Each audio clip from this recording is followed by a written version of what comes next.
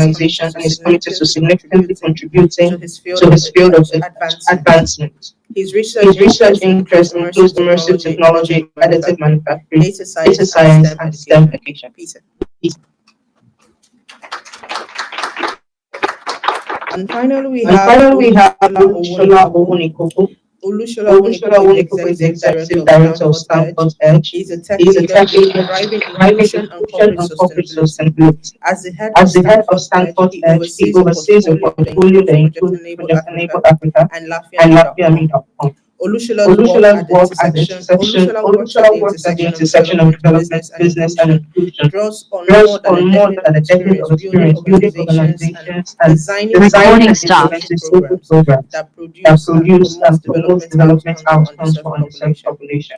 Olusola is a Olusola member is a of the member of the 2020, 2020, 2022-2023 2022-2023 Obama Obama Foundation Foundation Scholarship Recording in Scholarship at progress. Columbia at Columbia University, University, and he has won and he has several won awards several for his awards work, for his work, including including Active Active Citizens Award Citizens for Award for Disability Disability Empowerment Empowerment from Budget from Budget Foundation. Foundation. He holds a He master's holds a degree master's in degree in globalization, globalization, business and business and development from development from Institute of Institute Development of Studies, Development Studies, University of University of Sussex. Sussex. And in And addition in to his addition to work with his work with Stanford Edge Stanford and Edge Project and Enable, Project Enable, Olushola serves as Olusola the serves as the president of the president of the United States United States Consulate Consulate Parenting Fellowship Parenting Program Fellowship Program and is a member and of is the a member World of the Bank World Bank S4Y S4Y Youth Advisory Youth Board. Advisory Board. Olushola. Asia.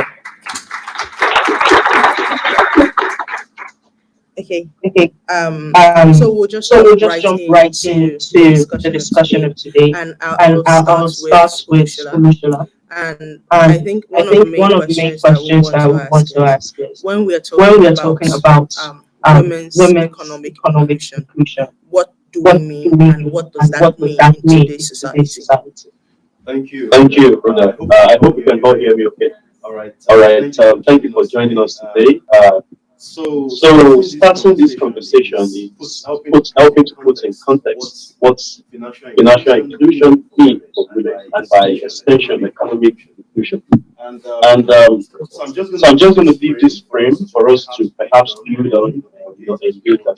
There are three key factors that I think are important when we talk about who an economic actor is in a community or in any society. The first one is talking about access to income and assets, because without that access to income and financial assistance, then it becomes extremely difficult to understand how an actor, a person, and in this case a woman, interact with the financial system in a society.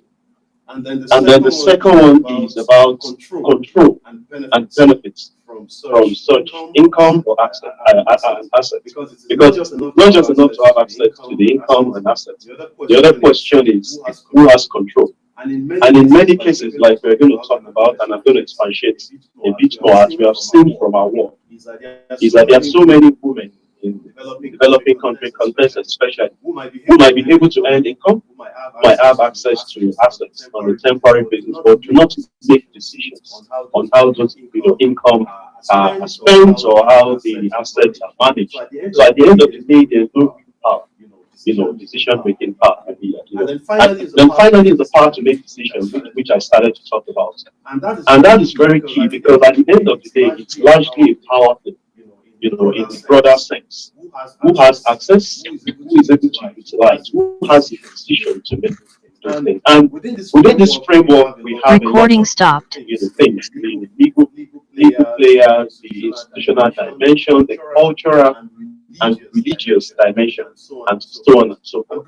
I'm bringing it to the work that we do at Stanford Edge. One of our projects is called Project Enable Africa, which empowers persons with disabilities and help to connect persons with disabilities to jobs in Nigeria. We did a survey in December, which is purely around how women have access to healthcare data, which is an important indicator of income and all. And what we realize is, of course, for persons with disabilities, access is relatively low, not just it's significantly low. But for women with disabilities, it's even lower. And that's because of beliefs like cultural beliefs and religions where persons with disabilities are seen as taboos in the society. But also within the broad context of women is in some religions, women are not allowed to just go to the hospitals by themselves without the authority of their husband. And then that power for positive health seeking behavior do not be like them for life with their husband, who has to understand that the needs they have is real. And does that need require them visiting the hospital? And that is taking the power away from the women, and reducing the agency of women in that respect. And of course, there are so many households where women earn money and have to deliver it to their husband, who then decide on how that money is spent. And in some cases, it is not spent around issues that are important or concerned to the women, right? And that's one dimension. There's a bigger dimension where structurally women earn less than men. For the same half of work, sometimes even more. And I'll give you a simple example. In many African contexts where I've worked a lot, agriculture is still an important player, in that space. Literally, about 80% of food cultivated across, especially subsistence settings, are cultivated by women. Those farms are cultivated, not necessarily managed by women. But the reality is the women get the pay for that. Sometimes it goes to the landowner. Sometimes the income goes to the person who has employed the woman, and then they get kilos or nothing. All of this contributes to economic activity of women, to the financial inclusion, and then bringing it to the institution, how women have access to banking. How many women have access to banking? How many women have assets that they can use as collateral foundation to have access to financial needs that they can use to build their business or get things done? Even for women who are educated, and of course, access to education is another conversation, which I believe we'll talk about. But for those who are educated in the institutions, what is promotion like? We've recently had a wave of gender empowerment or gender visibility for women in the banking sector in Nigeria, where banks are now hurrying to make women the executive director or CEO in response to global demand for women to take leadership. But at a closer look, we begin to ask ourselves, even though these women are CEOs and executive directors, do they have the power of that position, or are they just put there to mark the box or mark things and all? So those are some of the conversations I believe we can use to set the tone for this conversation. Within that framework of access to income and assets, within the framework of who benefits from those incomes and assets, and the final point being who makes the decisions on how assets are transferred, kept, owned, or utilized. I'll stop there so that we can get. Thank you. I think one of the main things I introduction that when we're talking about women's economic inclusion, it transcends just financial opportunities or access to finances. It's about our power to actually make decisions for ourselves, our power to control our choices, access to education, access to digital support, access to assets, basically, an entire spectrum that contribute to having able to make decisions and support herself and her family. And I think one of the major things is the structures and societal practices that backs up the woman's ability to have economic independence. I think that would now you've worked a lot. We have a lot of experience when it comes to legal policies and government action. And one of the main questions I want to ask is, we know that government policies have significant influence on women's equal access to economic opportunities, especially when it comes to resources, their rights for achieving gender equality. Now, how do we see those policies actually shaping effectively designed to shape women's access to economic? Well, I think firstly, a comprehensive approach is required. And what I mean by that is, firstly, understand what the challenges are that women face, what barriers exist that prevent them from participating in existing markets, and prevent us from progressing towards economic inclusion for women. So once we're able to identify those challenges and barriers, we then have to take a collaborative approach, and that means including women in the decision-making process. that can look like allowing women a seat at the table, giving them the ability to influence laws and policies and influence decision-making process.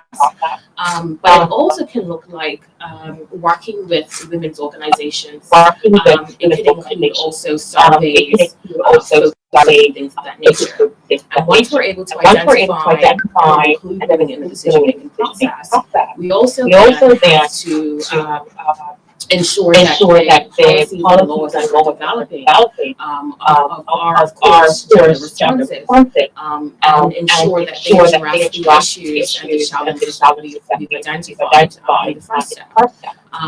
In addition to that, we also have to ensure there's ongoing monitoring.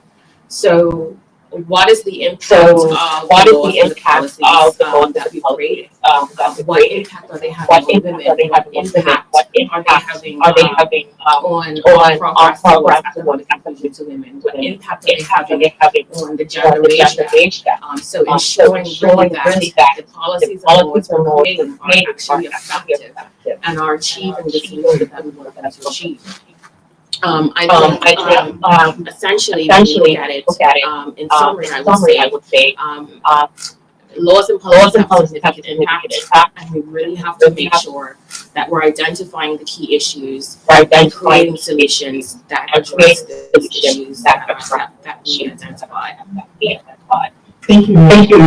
I just want to say it's very important that when we're looking at solutions itself, that we ensure that those solutions are actually addressing the issue and they're involving the people that they're designed for. A lot of times we have solutions that do not take into account a woman's limitations to grand interventions and grand strategies, and they do not take into account that every single person has their own realities, and the reality of a woman in the global south can be entirely different from one in the global north, even if they're still facing the same challenges of access to resources, access to your rights, access to healthcare. But their realities, their societal barriers differ widely on how they experience such intersectionality. And I think that will bring us to Peter. And we have a lot of work when it comes to technology and when it comes to education as well. And we all know that in recent times, just doing a bird's eye view, the amount of women that are involved in technology, that are involved in digital science, is a very, very big gender gap. This also cuts across the access and use of that technology. Now, when we are looking at technology as the foreign culture, how would we say we can address the challenges that women face in utilizing that only technology? Recording in progress. Yeah. Yeah. Technology is a powerful tool. Technology help women to be present in economic development. And like we know, technology provides access to technology, access to digital literacy, and moreover, can help in solving some restrictions, some institutional restrictions like laws that don't allow women to work. So there's platforms now that can provide remote work and also provide remote learning or online learning to develop skills and 24/7 skills that are very, very necessary in technology-driven economy.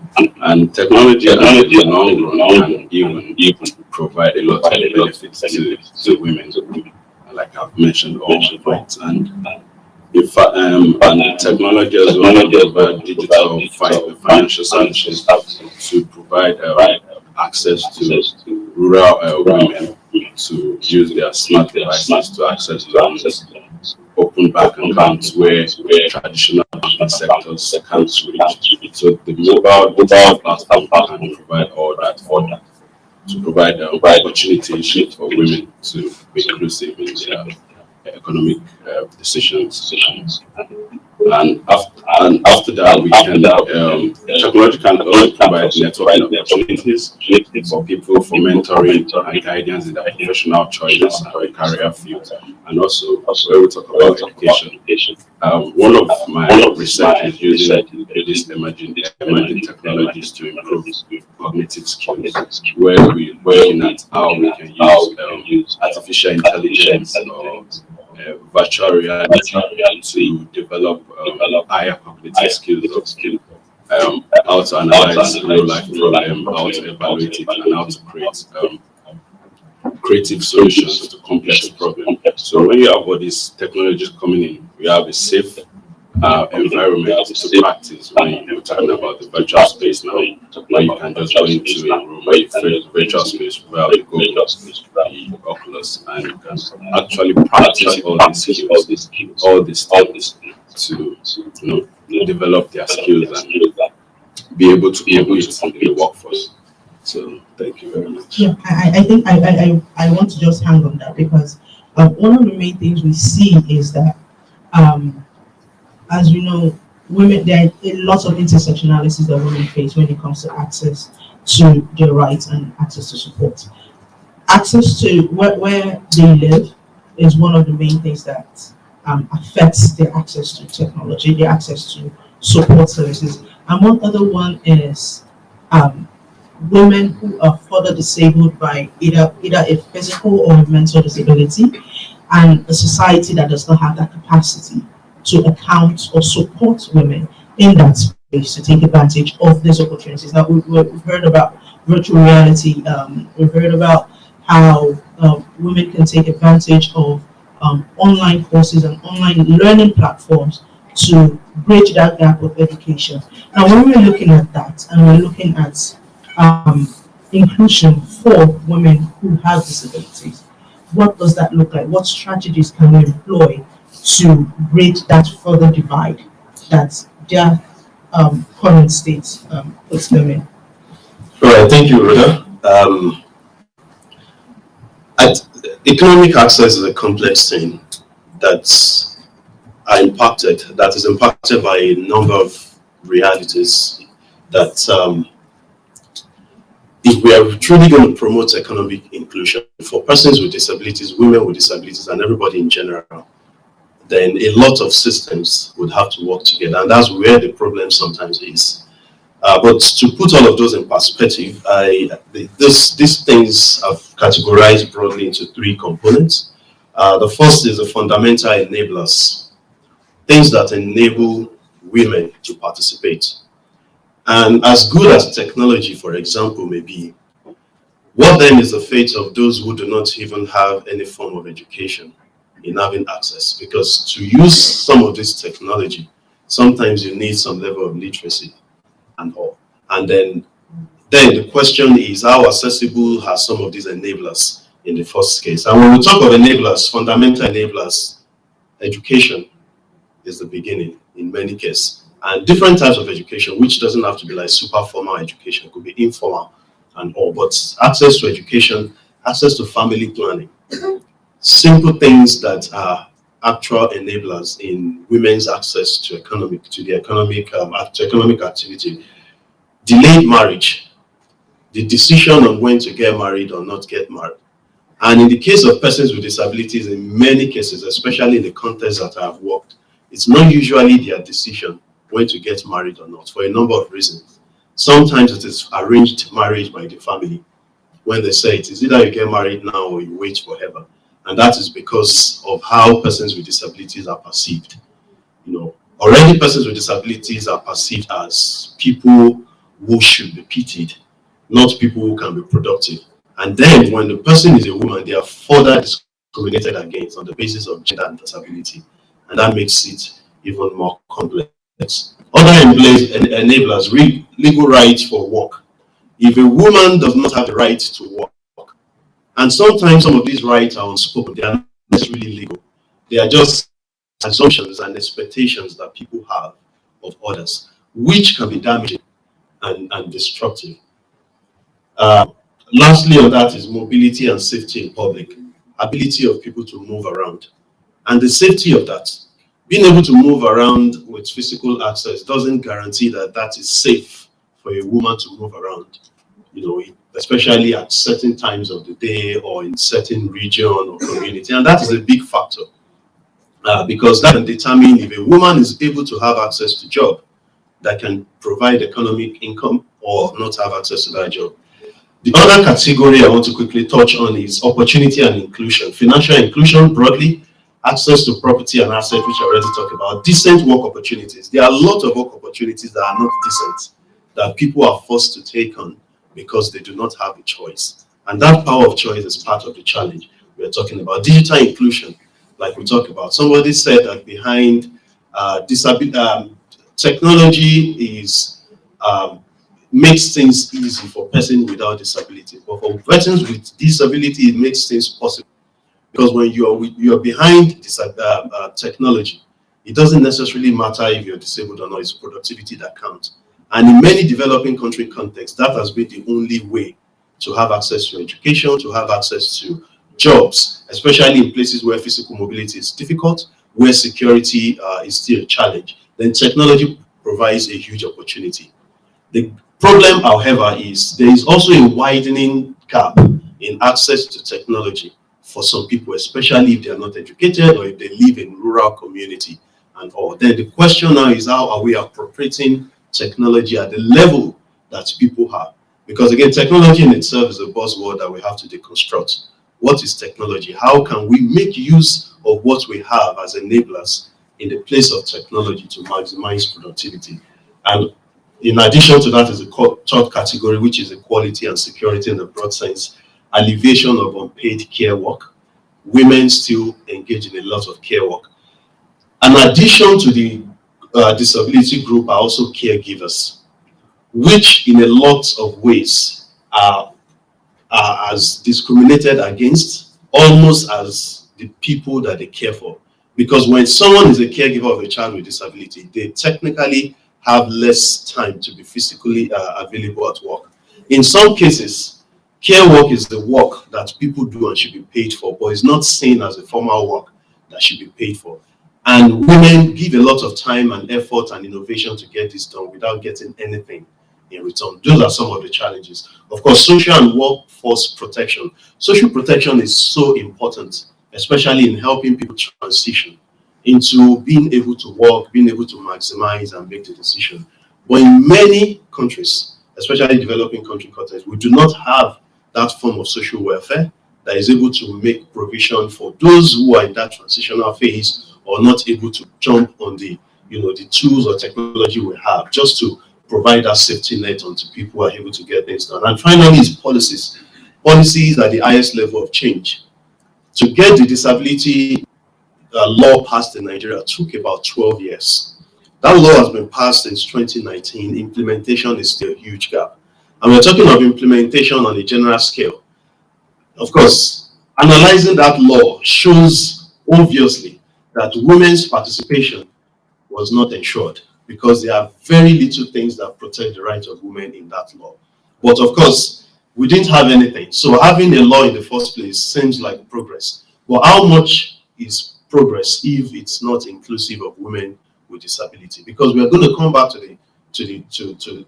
where we started, to start to advocate for another law which will replace the one we have done, we have advocated for but was not inclusive.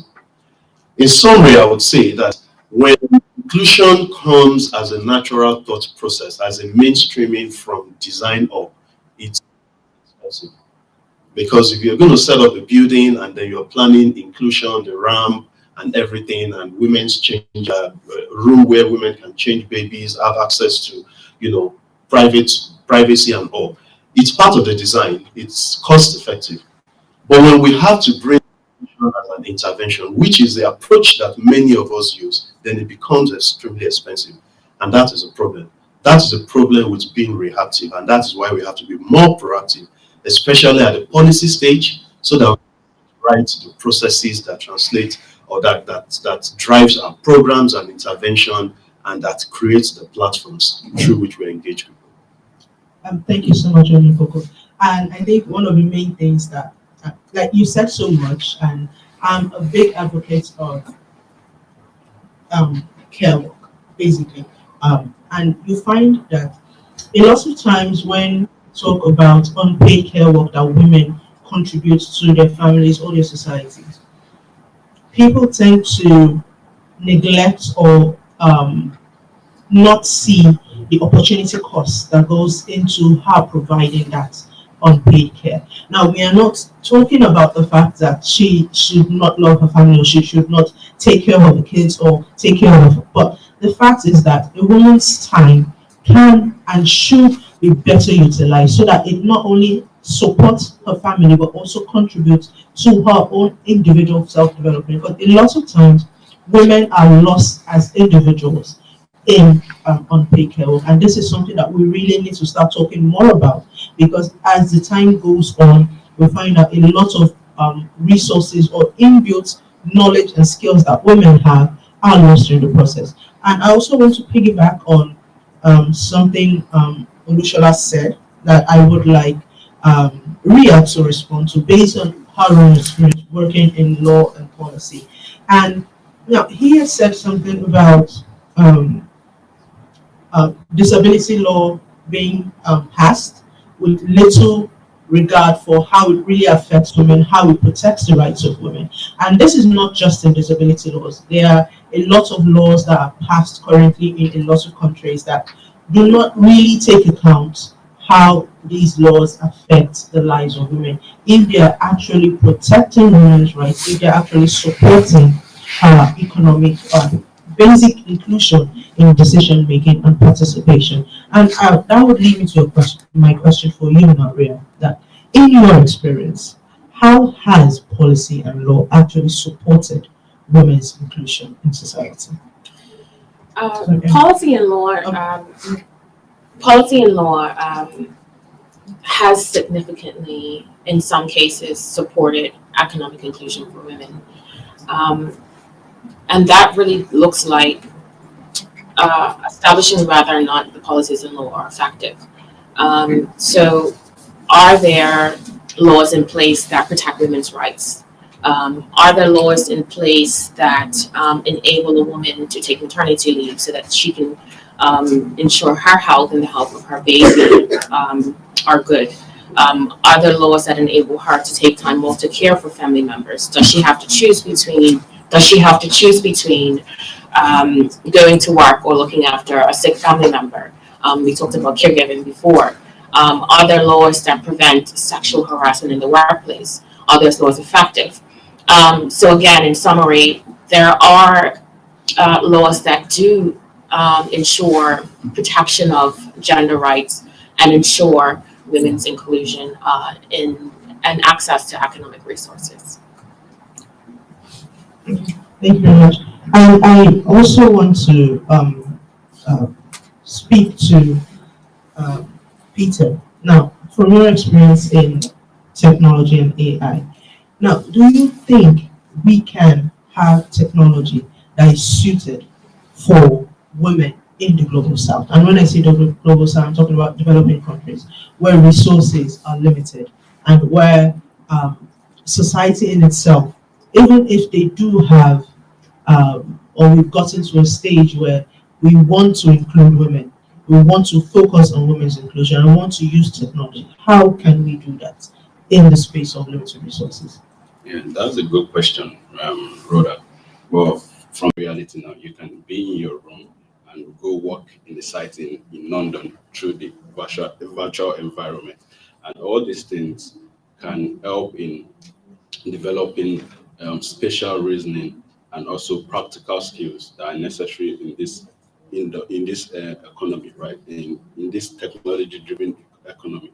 And also, just my two main points is providing this technology and teaching the women on how to use this, on how to use it, and the challenges of using this technology. There are so many challenges we're facing in this technology-driven era. We have challenges like data privacy and ethical use of technology as well. We use technology in an appropriate manner, and also, and I think with these two main issue, like main points of creating this environment, this technological infrastructure, and also training women on how to use it and the pros and cons of using it will definitely enable women to participate in economic opportunities and growth. Thank you. Thank you very much. Now, before we go to the final words from the panelists, we want to open the session to contributions from the audience. So please, if you do have contributions, please let me. So that I just want to take everybody at once. So that yeah. Is it okay? Or was someone? Yeah, no. Then we'll go to the back. We'll move around the room and we'll come back. Thank you very much. My name is Jonas. I'm with Oxfam. I wanted to ask, first of all, let me thank Casey so much, and thank the esteemed panelists for very interesting reflections. I have a question on the specific issue of entrepreneurship and supporting women entrepreneurship. It's been seen, I feel, as sort of like a silver bullet by some organizations as donors, but anyone who has engaged in entrepreneurial activity knows it's very difficult. There's a super high mortality rate, and it's also a very lonely experience a lot of the times. So my question is, are we now maybe ready to move beyond looking at simply entrepreneurship support, and is it maybe not more beneficial to look at more traditional employment tracks to support women's inclusion, economic inclusion? Thank you. So, yes. You can keep that, that's okay. My name is Teresa Canton. I run an organization called 10 by 3, and thank you all for your beautiful, poignant thoughts. And I feel like I'm not screaming into the wind anymore. So thank you so much. We, as an organization of 20 years, we've struggled with so many of the questions and the issues that you've raised here. And one area where we found success is meeting the woman where she was. And so this is Fati. She does not know how to read. She does not know how to write. And yet, through our digital platform that we created, we can safely bring her voice to the world and the world to her. And so we're breaking through all of those barriers that you talked about. So my question is, for a little organization like ours, how do we get these good models, these good practices that are working, 7 countries, thousands of women, 20 years, out to the rest of the world? We've got answers. And I think that so many of the smaller organizations in this room have answers, real grassroots answers to some of the challenges that you raised. We do end poverty through entrepreneurship, but our entrepreneurship is not about starting a stall or another type of business. It's about generating streams of income. The 3 in our name, women are required to start 3 small businesses. We don't care what they are, there have to be 3 so that they have no single point of failure. That results in multiple streams of income. Ours is not the only idea. There are powerful small organizations in this room. How do we get our voice heard? How do we get this great grassroots information that all of us are working on collectively shared with people who have access? I see your incredible blue badges. That means you have access to this building across the street. How do we get those voices heard? Because there are solutions in this room. Fati is proof. Thank you. Anyone else? Okay.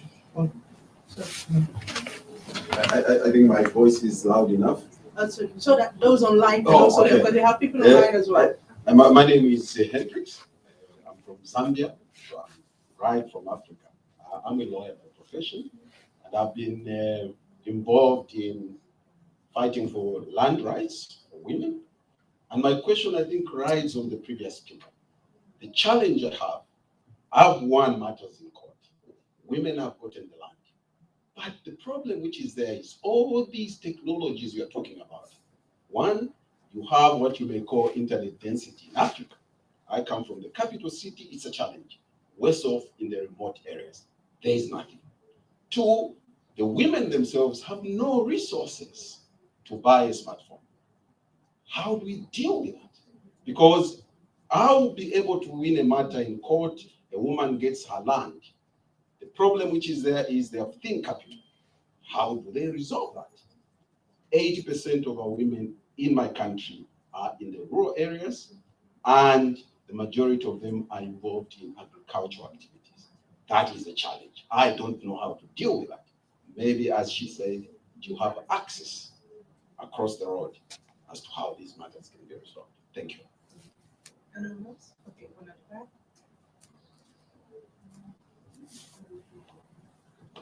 Thank you, everyone, and thank you to the incredible panelists. My name is Olasin Boshejuri. I work with Solar Sister, and we use entrepreneurship for women's economic empowerment to try and get women at the grassroots to not just start a business, but also to provide energy.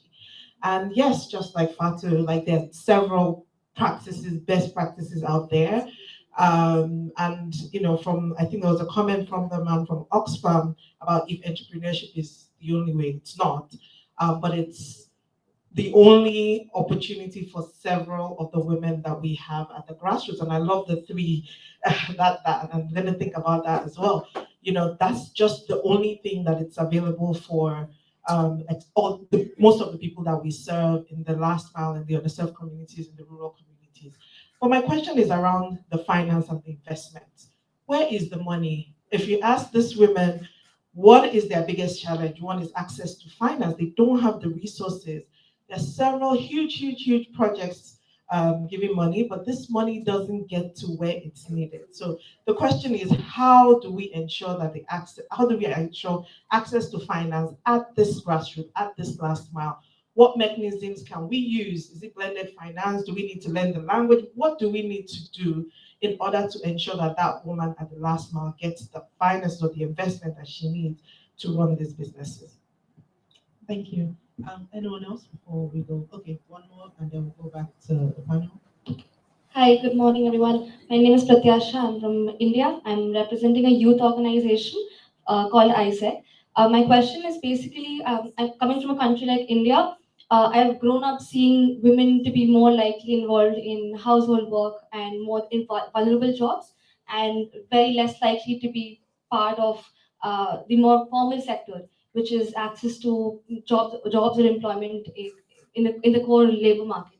So education and raising awareness is something we have been doing over years. It's only after years of struggle when we've been able to achieve equal wages, something like that. So my question is, what tangible action steps can I take as a student or as a youth to be able to contribute to? I've seen my mother working, but I've seen my friend's mom who has very minimal access to technology. So how can I, as a student, contribute to making other women around me get that access? Thank you. Thank you very much. Okay, I think that we can go back to the panel now, but before we go to the panel, we actually had one more speaker that was supposed to be here, but they're from Turkey, so they're currently dealing with the aftermath of the earthquake. Yeah, so our thoughts and prayers are with them and with everyone they are helping.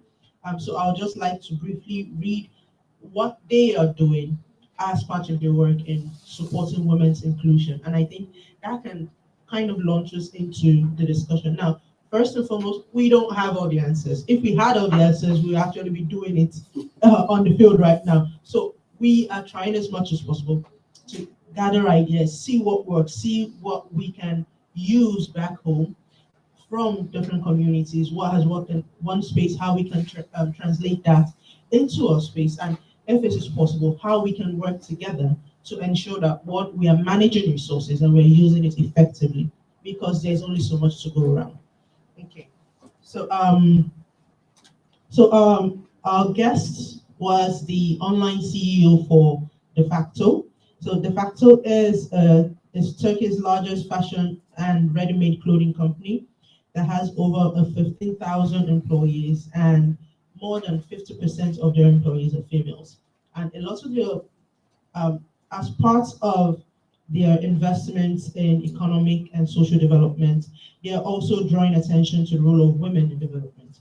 And the company also believes that if it is possible, that economic development can only be possible when women are more active in economic life.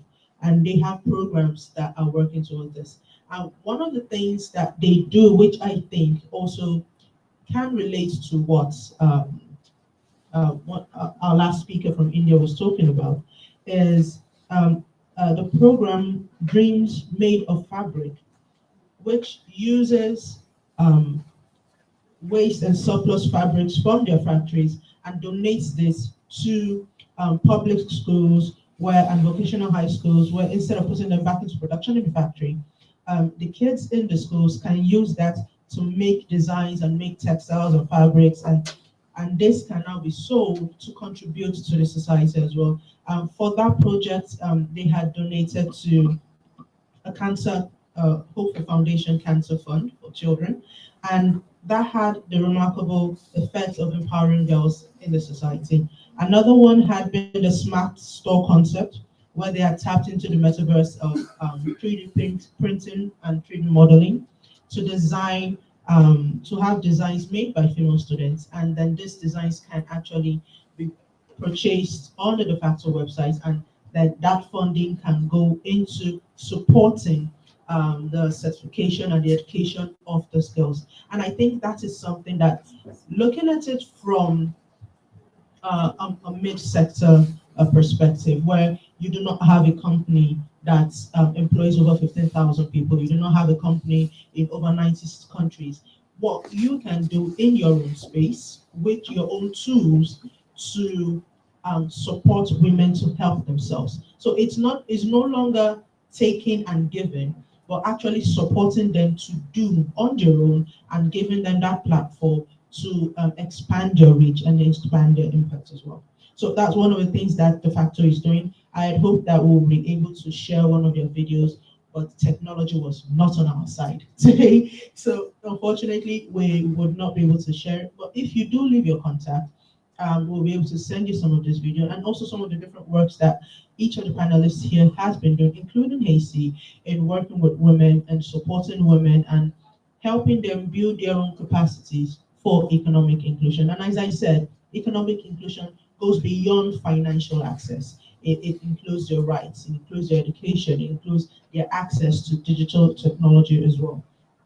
And so I will try as much as possible to manage time, so I will break the questions down. And one of the main questions, one of the first questions that we had gotten is entrepreneurship support or employment track. Which should we focus more on, and how do we do this? So I'll go to Olushola first, and then we'll move to Peter. All right, thank you. I think it's an important question. So at Project Enable, we have the business support program for persons with disabilities. In parallel to that, we also have the youth employment program.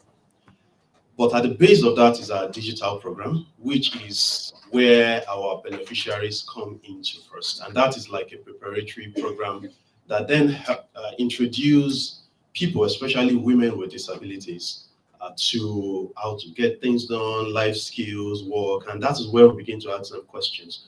What do you want to do? Do you want to explore the formal sector or the informal sector? Because I think it starts from that decision. The challenge many times is a lot of people just think entrepreneurship is the only opportunity because there are no jobs available. They do not really get to make that choice. They just do what is available. And that undermines the effectiveness of entrepreneurial programs. And that's for a start. So what we do is at certain points, some of our beneficiaries have to go into either of the tracks, either as business entrepreneurs, persons with disabilities who run businesses, or youths, those who go into the employment track. But let me tell you what we found out. The challenge is why entrepreneurship is important is there are no places, there are no jobs. If there are jobs, then that decision is easy to make. Entrepreneurship appears to be the only solution because there are no jobs. Putting that in mind, when people go into entrepreneurship, it's an opportunity for them to build key skills that can be transferred into businesses.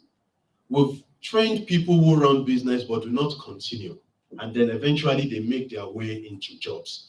But what makes them what makes job more accessible to them is because they have not just stayed at home doing nothing. They have tried their hands on entrepreneurship because that challenges them to think, that challenges their innovation, that challenges them to see how the system works at whatever level they are. And that's entrepreneurship itself. My point is this: entrepreneurship itself can be a pathway to the formal sector. It doesn't have to be that when people go into entrepreneurship, they must continue. Because I'm a social entrepreneur and I can confirm that it is hard. You have a lot of things to deal with, taxes, laws, and all. But the point is, being an entrepreneur shouldn't close the door on the formal sector. That being said, we must understand that The drive for entrepreneurship is the drive to create jobs in the first place, jobs that do not exist for people who want them to take. And I think that is always a win. How we design entrepreneurial program, how we implement them, then becomes important. I've been in programs that are designs in DFID office in London, USAID, and then brought to be implemented. Those never work because they do not take into consideration the realities. We just started a new partnership with MasterCard, and for over 6 months we were designing the program, because the point is we cannot, the program cannot be designed at MasterCard head office. It has to be designed on the ground with needs assessment, with conversation, with the reality. What are the kind of jobs that are available? What are the businesses that can be done? What are the technologies that can be appropriated? We talk about technology, but we don't talk about the appropriation of technology. And in defining access to technology, I wrote a research paper 3 years ago that the goal was to define access, especially for persons with disabilities. And we came up with this 7 A's framework, which I'm just going to share and stop there. The first A is, to whom is technology available? Availability is key. And understanding availability is deconstructing technology to say that anything that enables is a technology. Because the history of technology dates back as thousands of years ago when we do not have digital technology. But unfortunately, we have limited technology to digital technology, right? So the question is, what do people have around them, with them, that they can use to enable whatever they are doing? And when they get to that next level, it's easier to jump on the next level, and it grows that way. In the instance of the community you have, I would recommend community approach rather than individual approach. Because with community approach, a group of women can come together, bring their little pennies together, and buy land and own land. The ownership, which is the last A, the power of agency, the ownership of the community is always stronger than the ownership of an individual. Because when people come together, they can access more power than any individual can have. The second A is, to who is that technology affordable?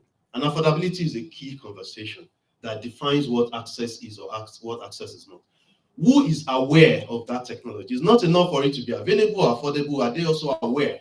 And that is where the work that we do as institutions matter, to spread our awareness. Then ability to use, which is where the work of my organization, Project Enable, under Stanford Tech, lies, helping people understand how to use, how to appropriate technology. Then the fifth A is adaptability. What can we do to adapt this technology to our needs, to our level? Language barrier, a big deal. Most of the test-backed softwares are in English. What happens to that woman in the rural community who do not speak English? Can we as a community transcribe or translate or create our own version, or integrate or engage with technology companies? Google, Microsoft, Facebook, they are in many of our countries. Can we reach out to them to begin to engage them on how we can create local version of this? Or can we invest in the ingenuity of young women around us to attempt to create? Because many times they have this solution. We just do not spotlight their voice to amplify this innovation they have. Then the sixth A is attitude. Because at the end of the day, it still boils down to the attitude of the person. How will we be able to manage it? The attitude of the government, the attitude of the community. And the last A, which I mentioned earlier, is agency. There is immense power in our ability when we come together. And I think sometimes the best we can do is to bring women together. Because when women come together, they can get a lot of things, and they can overcome barriers, they can challenge government, they can start movement. They just have to come together first and have our own backup that we are with them, supporting them, and that can move things. Thank you. Thank you very much. Okay, yeah, you can talk then. Mr. Shola said everything. No, but I just want to buttress the point of technology in enabling women to have access to critical information. And you all know that at this age, information is knowledge. And the more information you have, the more knowledgeable you are. And through the use of technology to provide this critical access to information, and also providing adequate training on how to use, on how to apply this information to solve specific problems in the community or in their society. And I think those are my 2 points: just access, training, and applying what you know to solve your specific problem in your community. Thank you. I'm not going to ask a question. I'm just going to say. Okay, so based on what both speakers have just said, and I think when you really look at it, the choice, a lot of development is strategies kind of force feed their communities what they think would solve the problem. Like, I think that what you need is entrepreneurship. I think what you need is employment. However, having the ability to be flexible, to first understand the communities where you're trying to make a difference, makes the difference. Because for some cases, entrepreneurship might not work. For others, entrepreneurship would work. For some cases, what they need is better jobs, or what they need is for companies to actually employ them. And these are things that we need to take into account when we are designing strategies. For an example, one of Hasey's work, supported by Access Corporation back in Nigeria, is ensuring that we are able to build the capacities of women to make that decision. As I said, give them the tools that they need to be able to stand apart from their mates and to be able to compete in that space. So if they decide that they want to be entrepreneurs, they want to start their own companies, they have that support. They have the resources available. They have the mentorship available to be able to ensure that their businesses succeeds after the first year, after the second year, and they are able to make a profit, and they're able to employ others as well. Now, if they decide that what they want to do is that they want to be employable, we should be able to have a bouquet of companies that would be able to employ women, that see it as their responsibility to ensure that women make a reasonable percentage of their employed staff. We should be able to do that. We should be able to push for companies to do that. And as I said, one of Access Corporation does a lot in that space when it comes to supporting institutions and supporting organizations to build the capacities of women in communities and women organizations as well. And then onto the question of where the money comes from and how do we ensure access to finance. Money is nowhere and everywhere at the same time. We cannot find it, and yet we see people with money all at the same time. So what I would say from my experience, partner with the right kind of organizations. Sometimes it's not about the money, but it's about the connections, people who can access that funding. You might not be able to access the funding. I might not be able to access the funding, but there might be an organization who has what you need to spend funding on. If you need to train 5,000 women in a digital skill, and you cannot afford to do this, find an organization who already has that training. And this is something we do as well. We partner with organizations who have that structures in place, and we get them to adopt our communities that we are working with. Train 100 women, train 200 women, train 5,000 women, and ensure that these women have the ability to make decisions for themselves, earn a living, and make decisions concerning how their own income is spent. Because it doesn't just stop at them being able to earn an income, but them being able to decide what they use that money for as well. And so I will go to Ria, and I think just so that we can wrap up because we have less than 10 minutes left. So how do we get these models of things that work in silos, in smaller organizations? How do we replicate this across across borders, basically? Because right now we have people from across the world who are doing different things. How do we exchange our different stories, and how do we make this work?